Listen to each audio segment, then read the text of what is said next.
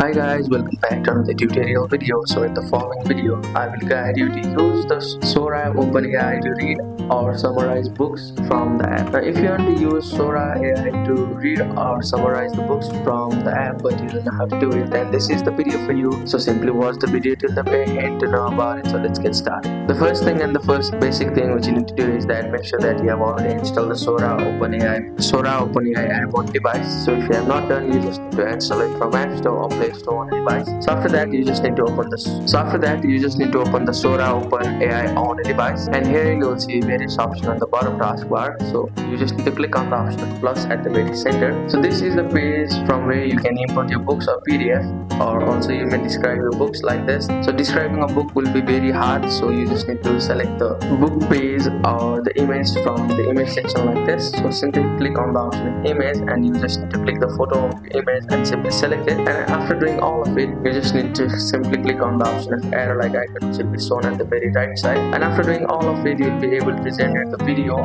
and it will help you summarize the content of the book, and also you may be able to highlight or select the text from it. So that's it. That's how you can use the Sora to read or summarize the books from the Sora OpenAI app. Thank you for watching the video. Please don't forget to like the video and subscribe to our channel. Thank you.